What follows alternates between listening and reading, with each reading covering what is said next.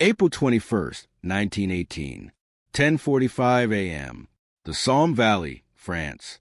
A blood-red Fokker triplane screams across the sky, chasing a British plane at treetop level. The pilot is the most feared man in the air, Manfred von Richthofen, the Red Baron. 80 confirmed kills. The deadliest fighter ace in history. Seemingly invincible. But in the next 60 seconds, everything will change. A single bullet will pierce his chest. His plane will crash into a field. And the man they called the Red Knight of Germany will be dead at age 25. But here's the mystery. Who fired that bullet? Was it Canadian pilot Roy Brown, diving from above in a desperate dogfight? Was it Australian machine gunners on the ground, firing up at the red plane? Or was it someone else entirely? For over a century, the debate has raged. Evidence conflicts. Witnesses contradict each other. Ballistics reports disagree. The death of the Red Baron is one of history's greatest unsolved mysteries. Tonight we investigate. We examine the evidence.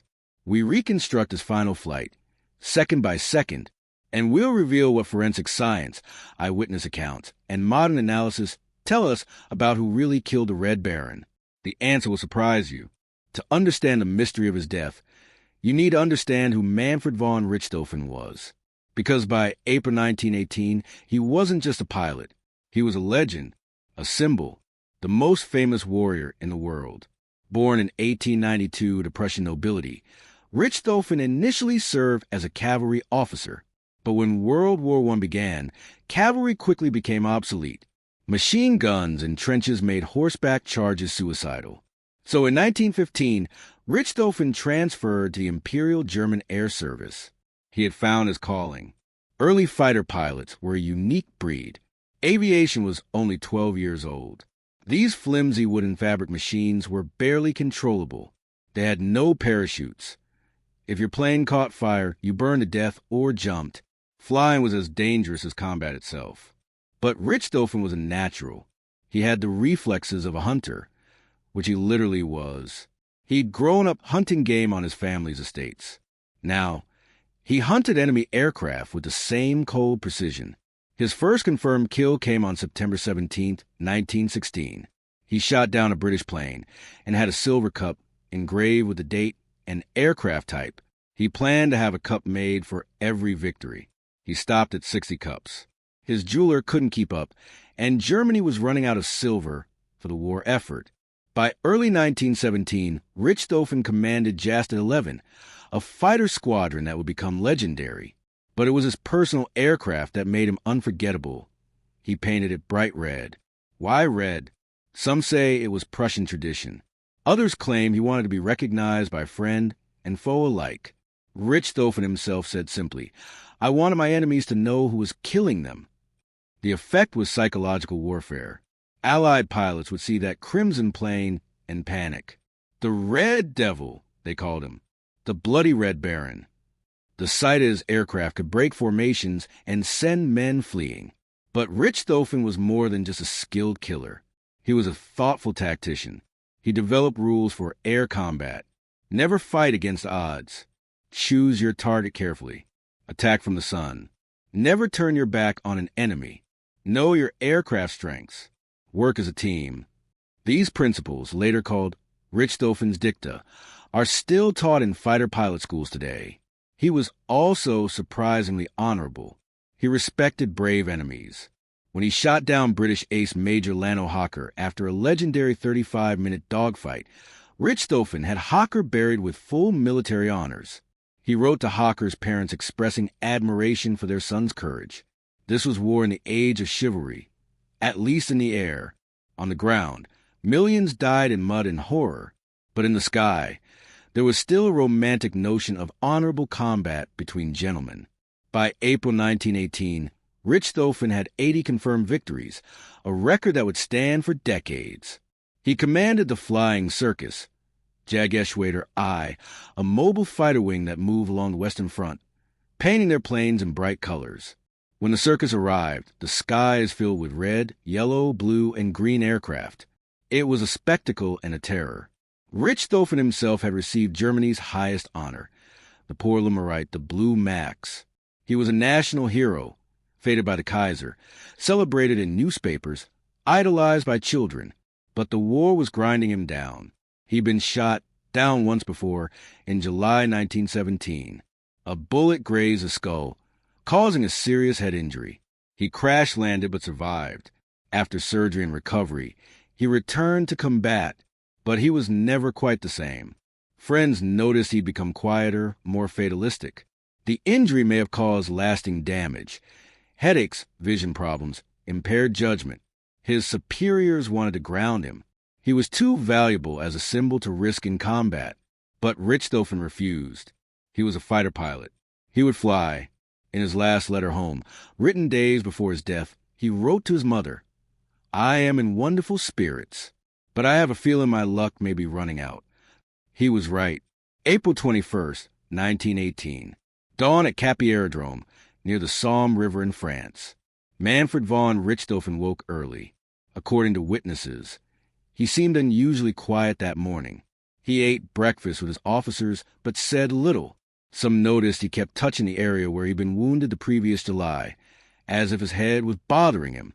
Around 9:30 a.m., British aircraft were spotted over German lines. Richthofen ordered his flying circus to take off. His squadron included some of Germany's best pilots, including his cousin, Lieutenant Wolfram von Richthofen. The Red Baron climbed into his crimson Fokker Doctor I triplane, number 42517. This wasn't his original all-red aircraft. That one had been retired after sustaining too much damage. This triplane was mostly red but had some blue fabric on the elevators, a fact that would later become important to the investigation. At 10:30 a.m., Richthofen led his formation into the air. They climbed to altitude over the Somme Valley. The morning was clear, perfect flying weather, perfect hunting weather. Meanwhile, on the Allied side, Royal Air Force Squadron 209 had also taken off. Their mission, patrol the lines and protect reconnaissance aircraft. Leading one flight was Captain Roy Brown, a Canadian pilot. Brown was experienced. He had 12 confirmed kills, but he was also exhausted and sick. He had severe stomach problems and should have been grounded, but like Richthofen, he refused to stop flying. Among Brown's flight was a novice pilot, Lieutenant Wilfred Wap May, on only his second combat mission. Brown had specifically told May, "Stay out of combat, observe and learn. Don't engage the enemy." May intended to follow that advice. He had no intention of becoming a hero.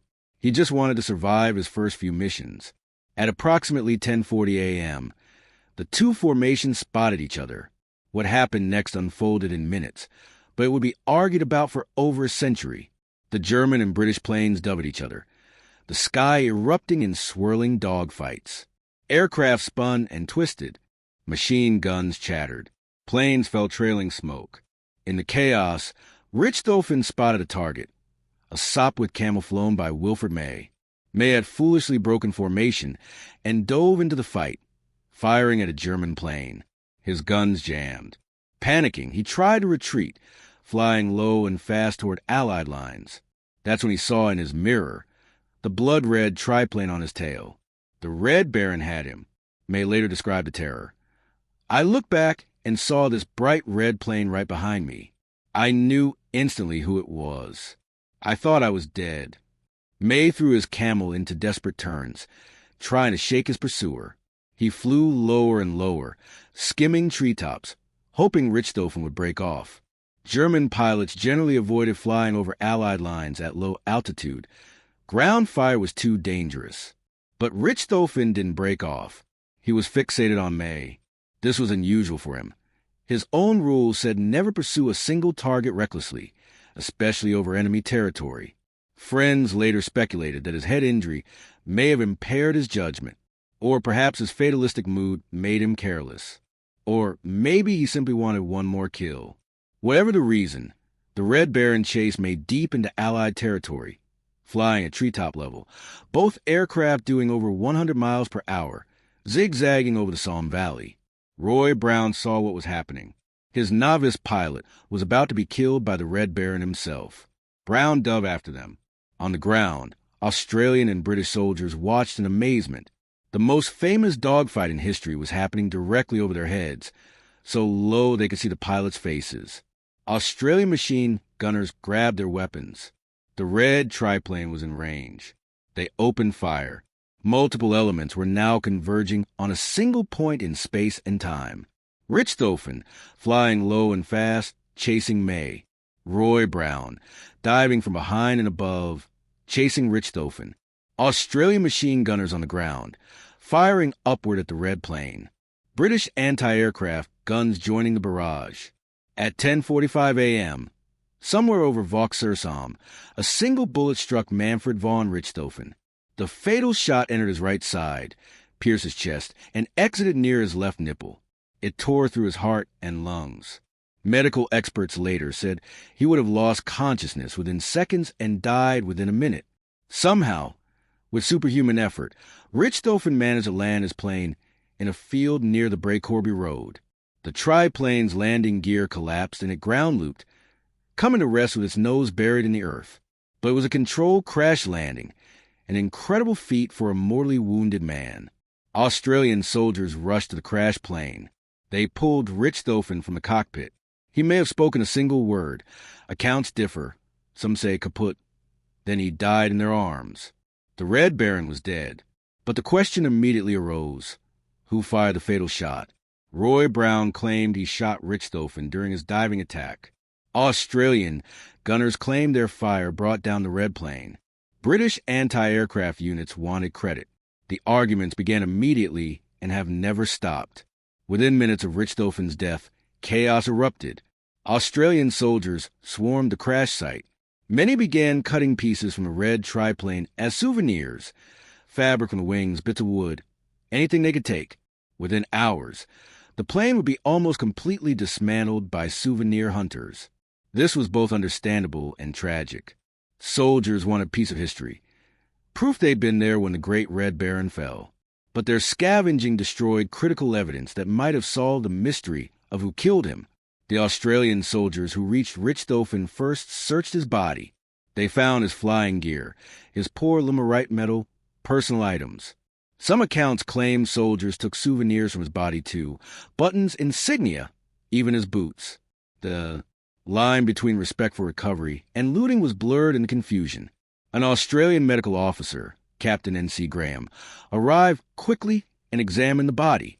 He noted the entry and exit wounds. Bullet entered right side, exited left chest. Graham's initial assessment would become crucial evidence. Meanwhile, in the air, Roy Brown had landed. He claimed he had shot down the Red Baron. His combat report, filed later that day, stated, "I fired a long burst at the red triplane. I saw my tracers hit. The red triplane went down and crashed." Brown's squadron commander interviewed him. Brown was adamant. He had killed Richthofen. His fellow pilots supported him. They had seen Brown dive and fire. The Royal Air Force was thrilled. Killing the Red Baron was the greatest propaganda victory imaginable. The ace of aces had been brought down by a Canadian pilot in the RAF. The news would boost morale across the Allied forces. Official credit was immediately given to Captain Roy Brown. But on the ground, the Australians had a different story. Gunners from the 53rd Battery, Australian Field Artillery, and the 24th Machine Gun Company claimed they had shot the red plane. Multiple soldiers reported firing at Richthofen's triplane as it flew low over their positions. They were certain their bullets had brought him down. Sergeant Cedric Popkin of the 24th Machine Gun Company was particularly insistent. He claimed he had fired 2 bursts at the red triplane, once as it flew toward him and once as it flew away. He saw the plane wobble after a second burst and then crash land. Other gunners made similar claims. Private Robert Buey said he fired at the red plane from 100 yards away and saw it go down immediately after. The Australians were furious that Brown was getting credit. They had fought the entire war in the trenches, suffering horrific casualties, and now the Air Force was stealing glory for a kill they believed was theirs. The British conducted an official inquiry.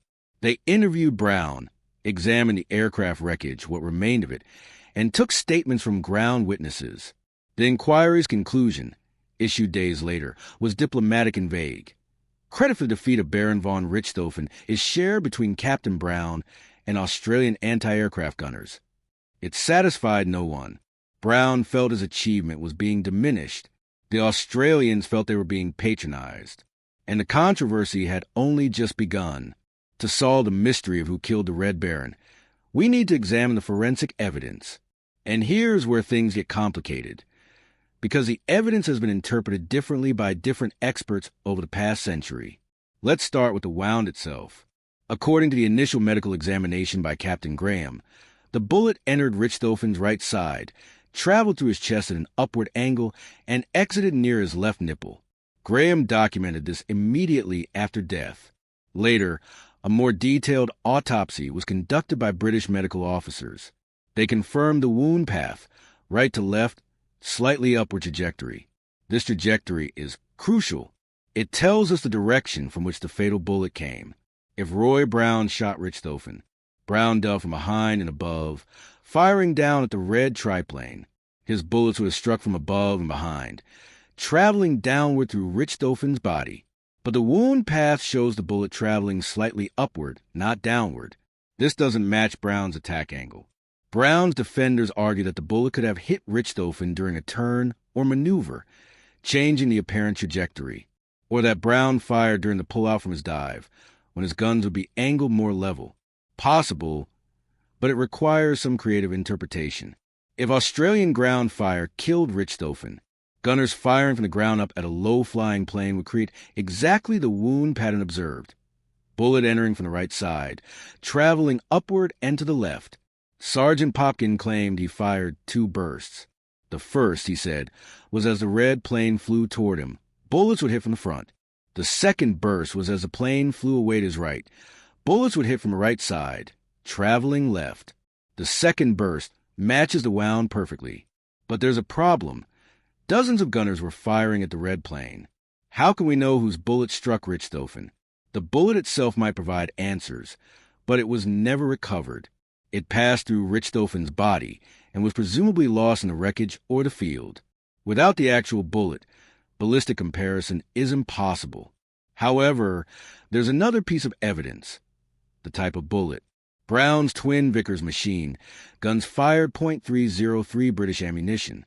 Australian Lewis guns also fired .303 British ammunition. The same caliber. No way to distinguish based on that alone. But here's something interesting. Witnesses on the ground reported seeing Brown's tracers, phosphorus-tipped bullets that glow in flight. Brown definitely used tracer rounds. Richthofen's autopsy found no evidence of phosphorus burns around the wound. If a tracer round had hit him, there likely would have been chemical residue or burns. There weren't any. This suggests the fatal bullet wasn't tracer, which makes ground fire more likely, as not all ground ammunition was tracer. Then there's the question of timing. Brown fired 1 long burst, perhaps 2 to 3 seconds, as he dove past Richthofen. Then he pulled up and away, his attack run complete. But witnesses on the ground reported that Richthofen flew for at least another 30 to 60 seconds after Brown's attack before crash landing. Medical experts consulted decades later said Richthofen's wound would have caused loss of consciousness within 10 to 20 seconds and death within a minute.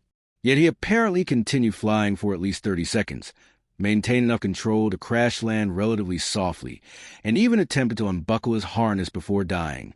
This timeline is tight. It's possible, but it suggests Richthofen was hit very shortly before landing, not during Brown's initial attack. The ground fire, however, continued right up until the plane landed. Australian gunners kept firing as long as the red plane was in range. This matches the timeline better. In 1998 and 2002, modern forensic investigations were conducted using all available evidence.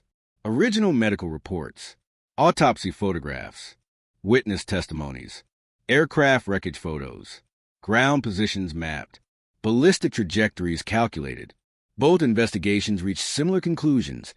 The evidence most strongly supports ground fire from Sergeant Cedric Popkin's machine gun position. The wound trajectory matches. The timing matches. The lack of tracer evidence matches. The ballistic angle matches.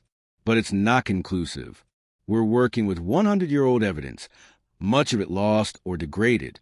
Eyewitness accounts conflict. The critical bullet was never found. The aircraft was destroyed by souvenir hunters before thorough examination. The truth is, we'll never know with 100% certainty who killed the Red Baron, but the weight of evidence leans toward the Australian ground gunners, specifically Sergeant Popkin. Roy Brown believed until his death in 1944 that he had killed Richthofen. His family defended his claim for decades, and there's no dishonor in being wrong. Brown did attack the Red Baron. He did fire at him, and he may well have hit the aircraft even if he didn't fire the fatal shot. But historical truth matters. And the historical truth appears to be that the Red Baron, the supreme ace of aerial combat, was killed not by another pilot in glorious dogfighting, but by a bullet fired from the ground by an Australian soldier with a machine gun. There's a certain irony to that. Whatever the truth about who killed him, Manfred von Richthofen died on April 21st, 1918. And what happened next showed that even in the brutality of World War I, there remained traces of chivalry and respect. The Allies could have treated Richthofen's body with contempt. They could have displayed it as a trophy, or buried him in an unmarked grave, or desecrated his remains. After all, he had killed 80 Allied pilots. 80 families mourned sons, brothers, husbands because of him. But they didn't do any of those things.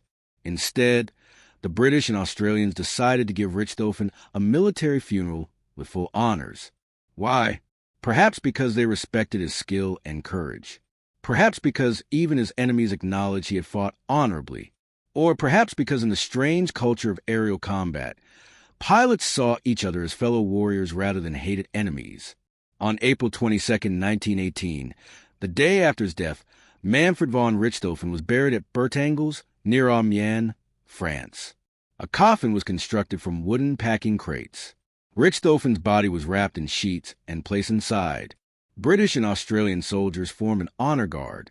6 Royal Air Force pilots served as pallbearers, a remarkable gesture. These were men who had fought against Richthofen, who had lost friends to his guns, now carrying his coffin. A bugler played the last post, the British equivalent of taps. 3 rifle volleys were fired in salute. An Anglican chaplain read prayers in English over the grave of a German Lutheran. Australian soldiers stood at attention. British officers saluted. A wooden cross was erected with the inscription, Captain Manfred von Richthofen, age 25, killed in action, April 21st, 1918 . Photographs were taken of the funeral. These images were later dropped over German lines by British aircraft, along with a message informing the Germans that their greatest ace had been buried with full military honors. It was psychological warfare, certainly, showing the Germans that even their heroes could be killed. But it was also a genuine expression of respect. In Germany, Richthofen's death caused national mourning. The Kaiser sent condolences to his family. Newspapers bordered their pages in black. Children who had idolized the Red Baron wept. Richthofen's mother, Kunigunde, received the news with stoic dignity. She had lost her most famous son, but she still had 2 other sons serving as pilots. Both would survive the war. His father, Albrecht, never recovered from the loss. Manfred had been his pride, the continuation of the family's military tradition. The old man died in 1920, broken by grief. For Germany, Richthofen became more than a war hero. He became a myth, the perfect warrior, the noble knight in modern form. His death became a symbol of Germany's eventual defeat, as if losing the Red Baron foretold losing the war itself. And, in a sense, they were right. 6 months after Richthofen's death, Germany surrendered. The war that had consumed a generation finally ended. But Richthofen's story didn't end with his burial at Bertangles. In 1925, his remains were moved to a more prominent cemetery in Berlin. His family wanted him buried in Germany, returned to his homeland. Then, in 1975, his body was moved again, this time to the family plot in Wiesbaden at the Sudfriedhof Cemetery. His grave is there today, marked by a simple stone that reads Manfred von Richthofen, with his birth and death dates. Visitors still come to pay respects. Aviation enthusiasts, military historians, Germans honoring a national hero. Fresh flowers are often left at the grave. At the site where he crashed near Bray-sur-Somme, there's a small memorial. It's a simple stone marker, easily missed if you don't know it's there, but it marks the spot where the greatest fighter ace of World War I took his last breath. Over the years, people have left tokens, small model planes, German and Australian flags, notes of respect. In 2018, on the 100th anniversary of his death, both German and Australian officials attended a ceremony at the crash site. Former enemies, now friends, honoring a warrior from a long-ago war. Manfred von Richthofen died at 25, in the prime of life, killed by a single bullet. But his legend has lived for over a century. He remains the most famous fighter pilot in history, the standard against which all aces are measured. For over a century, the debate has raged. Who killed the Red Baron? Let's examine each major claim in detail. The case for Roy Brown. Captain Arthur Roy Brown, Royal Air Force, officially credited with the kill. Evidence in Brown's favor. He filed an immediate combat report claiming the kill. Multiple witnesses saw him dive and fire at the red triplane. He was the only pilot who directly engaged Richthofen during the fatal moments. His squadron commander supported his claim. The RAF officially credited him. Evidence against Brown. The wound trajectory doesn't match a diving attack from above. No tracer phosphorus found in wound, but Brown used tracers. Richthofen flew for 30 to 60 seconds after Brown's attack, suggesting he wasn't hit yet. Brown himself later expressed doubt, telling friends he wasn't sure he'd actually hit Richthofen. Brown died in 1944, still officially credited with killing the Red Baron. But private letters suggest he had doubts. He suffered from PTSD after the war and rarely spoke publicly about the incident. When he did, he seemed uncomfortable claiming full credit. His son later said Brown told him, "I probably hit his plane, but I can't say with certainty that I fired the fatal shot." The case for Sergeant Cedric Popkin. Sergeant Cedric Bassett Popkin, 24th Machine Gun Company, Australian Imperial Force. Evidence in Popkin's favor. He claimed to have fired 2 bursts, the second matching the exact timing of Richthofen's fatal wound. His gun position was directly in line with the wound trajectory. The upward angle of the wound matches ground fire perfectly. No tracer evidence matches standard ground ammunition. Multiple Australian witnesses corroborated Popkin's account. Modern forensic analysis favors Popkin. Evidence against Popkin. Dozens of guns were firing at the red plane. Why specifically his bullet?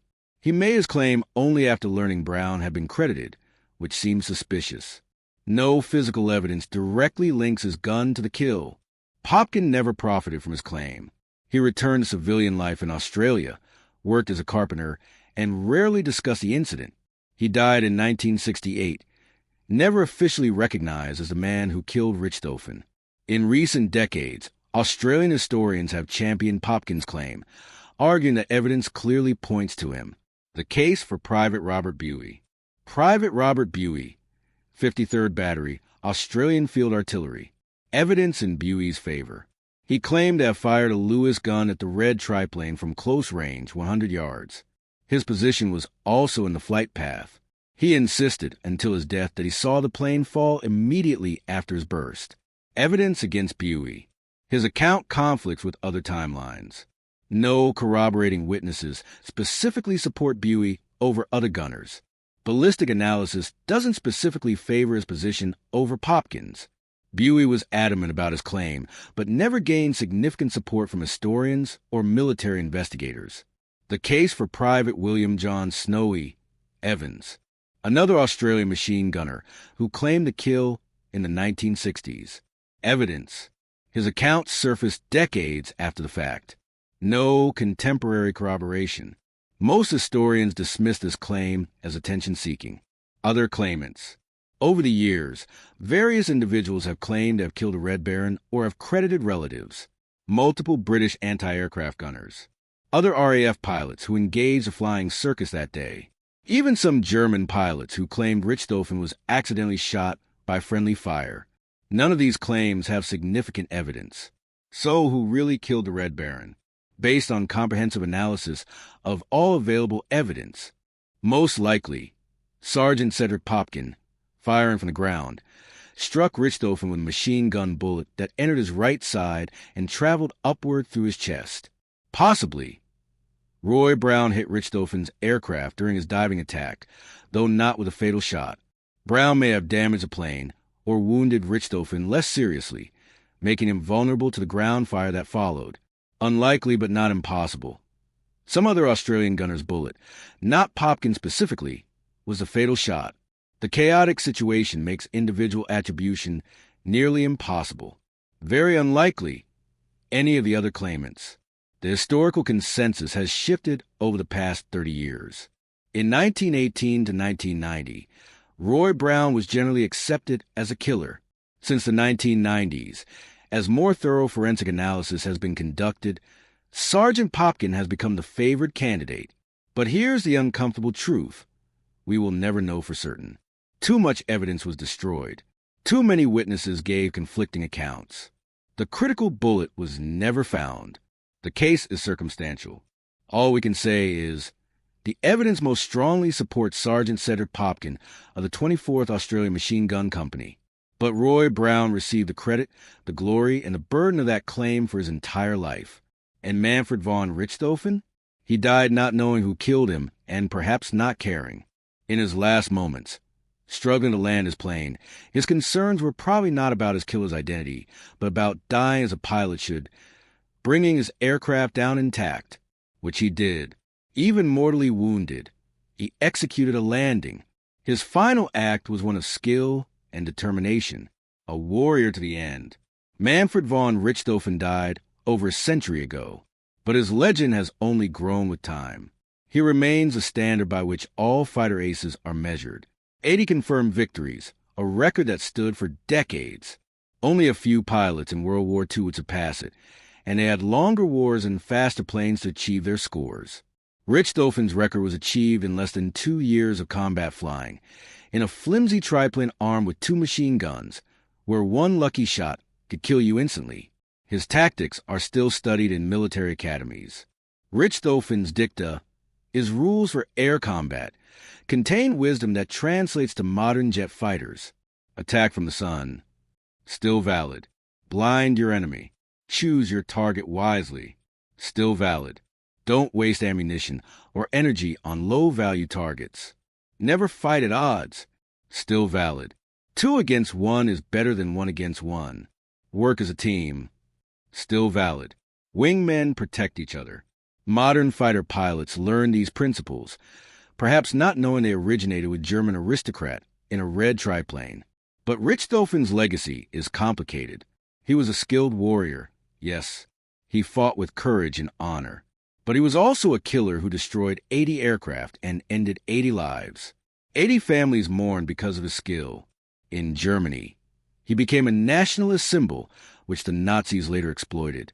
During World War II, the Luftwaffe held up Richthofen as the ideal German warrior. This association tainted his memory for some. But Richthofen himself had no connection to Nazism. He died 15 years before Hitler came to power. He was a product of Imperial Germany, not the Third Reich. To blame him for how his image was later misused seems unfair. In popular culture, the Red Baron became an icon. Snoopy fighting the Red Baron in the Peanuts comic strip, the Red Baron frozen pizza brand. Songs, movies, books. He transcended history to become legend, myth, almost cartoonish. This cultural appropriation both honors and diminishes him. On one hand, it keeps his memory alive. On the other, it reduces a complex human being to a symbol. Who was the real Manfred von Richthofen? He was a man of contradictions. A hunter who killed with precision, but showed respect for worthy prey. An aristocrat who led common soldiers with personal bravery. A warrior who followed chivalric codes in the midst of total war. A celebrity who seemed uncomfortable with fame. A man who painted his plane red to be seen, yet was quiet and reserved in person. A killer who mourned brave enemies. He was, in other words, human, flawed, complex, shaped by his time and circumstances. His death at 25 means we'll never know what he might have become. Would he have been a leader in the post-war German military? A politician? A businessman? Would he have opposed the Nazis or collaborated with them? We can't know. His story ended in that field near the Somme on April 21st, 1918. But perhaps that early death contributed to his legend. He died at the height of his powers, undefeated in aerial combat, though killed by ground fire. He never grew old, never failed, never became a cautionary tale of decline. He remained forever young, forever the Red Baron, forever hunting in his crimson triplane to the skies of memory. Today, pieces of his original aircraft are scattered across museums worldwide. Fragments of red fabric, propeller blades, engine parts, all treated like holy relics. The Smithsonian has pieces. The Australian War Memorial has pieces. Private collectors have pieces. The dispersal of his plane mirrors the dispersal of his legend, spread across the world, remembered differently by different people. For Allied veterans, he was a worthy opponent, finally brought down. For Germans, he was a martyred hero. For aviation enthusiasts, he's the ultimate ace. For historians, he's a complex figure whose death remains mysteriously unresolved. All these perspectives have truth in them. The mystery of who killed the Red Baron may never be conclusively solved, but perhaps that's fitting. Perhaps the legend is more important than the facts. Perhaps the story of the Ace of Aces brought down in his prime is more powerful than knowing exactly whose bullet did it. Manfred von Richthofen flew into history on April 21st, 1918, and he's been flying there ever since. April 21st, 1918, 10:45 a.m., the Somme Valley. A single bullet ended the life of the most famous warrior in the world. The Red Baron falls from the sky. An era of aerial chivalry ends with him. The mystery of who fired that bullet has captivated us for over a century. Was it Roy Brown, the Canadian pilot diving from above? Was it Sergeant Cedric Popkin, the Australian machine gunner firing from below? Was it some other soldier whose name we'll never know? The truth is, we probably know as much as we're ever going to know. The evidence points most strongly to Popkin, but we can't be certain. We'll never be certain. And maybe that's okay, because the real story isn't about who killed Manfred von Richthofen. It's about who he was, what he represented, and what his death meant. He was the last knight, the last warrior who fought with a code of honor in a war that had no honor. He killed 80 men but respected them as equals. He fought for his country with courage, even when that courage became recklessness. He lived by the sword and died by the bullet. His death marked a turning point. After the Red Baron fell, the romantic notion of air combat as honorable dueling began to fade. The war ground on for another 6 months, each side now using planes as tools of mass destruction rather than vehicles for individual heroism. By World War II, the Knights of the Air will be gone completely, replaced by formations of bombers dropping fire on cities, killing thousands of civilians in minutes. The age of Richthofen seemed almost innocent by comparison. He died at the right time, in a sense. He never had to see what aerial warfare would become. He never had to choose whether to bomb civilians or refuse orders. He died when planes were still piloted by individuals, when kills were counted and honored when there were still rules. His legend endures because we need it. We need to believe that even in war, even in the horror of the trenches and the slaughter of millions, there was still room for courage, skill, and honor. The Red Baron represents that hope. Perhaps a false hope, but a seductive one. The mystery of his death adds to the legend. Not knowing exactly who killed him makes him immortal in a way. He wasn't defeated by a specific person. He was brought down by the war itself, by the convergence of forces that no individual could escape. Today, if you visit that field near Bray-sur-Somme, you'll find it peaceful. Crops grow where the red triplane crashed. Birds sing where men once screamed. The war that consumed a generation is now history, remembered but not felt. But if you close your eyes, you can almost hear it. The sound of an aircraft engine straining, the chatter of machine guns, the shouts of soldiers. You can almost see it. A crimson plane diving low over the field, a young man in the cockpit realizing these are his final moments. Manfred von Richthofen died 106 years ago, but he's still flying somewhere in our imagination, the Red Baron in his red plane. Forever young, forever hunting, forever the Ace of Aces. The mystery of who killed him remains unsolved, at least officially. But perhaps the better question isn't who killed him, but what did he represent? He represented skill in an age of mass slaughter, individual achievement in a war of faceless millions, honor in a dishonorable conflict, courage that bordered on recklessness. The last gasp of knightly ideals before modernity crushed him forever, and he represented the truth that war kills everyone eventually. The best, the bravest, the most skilled. None are immune.